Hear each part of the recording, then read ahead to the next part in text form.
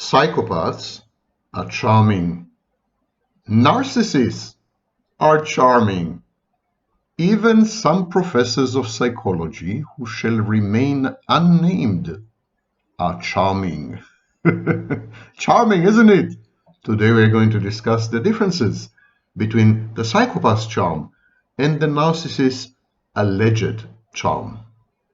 And apropos charming, my name is Sam Vaknin. I'm the author of Malignant Self-Love, Narcissism Revisited, and the most charmingly imaginable professor of psychology, which is in itself a very charming subject.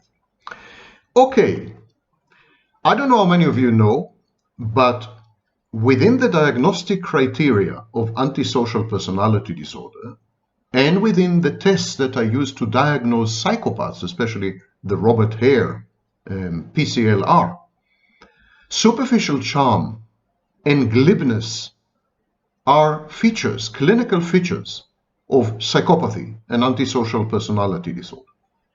Both the psychopath and the prosocial narcissist are superficially charming, glib, charismatic, magnetic, outgoing and easygoing, exude self-confidence, inspire followship.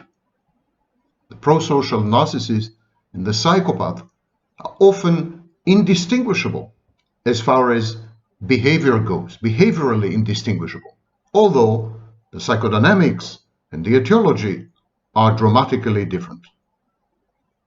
As opposed to the psychopath, the classic overt narcissist, the antisocial narcissist, not the prosocial narcissist.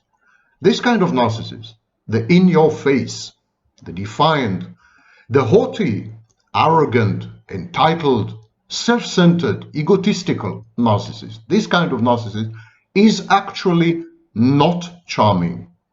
Multiple studies support this assertion that I've just made. These narcissists may end up being the center of attention, the life of the party, the pillars of the community, but they're not actually charming.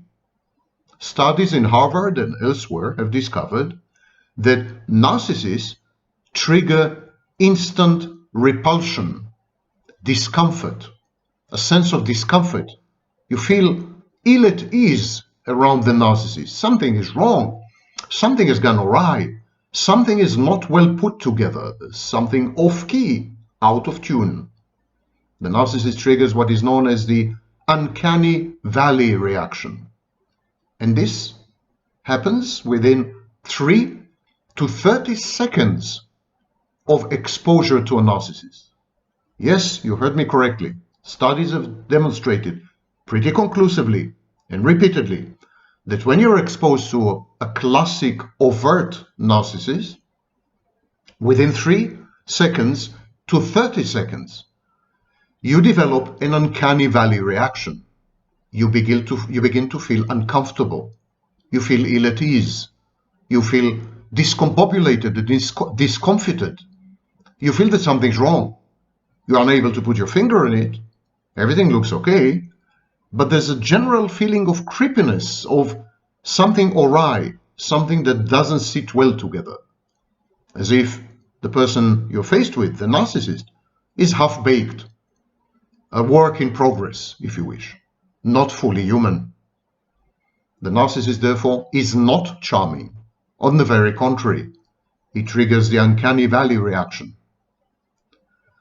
Now, some narcissists, as I said, the prosocial or communal narcissists, are ostentatious do-gooders. They are performatively moral, ostentatiously ethical, helpful and altruistic, especially on camera.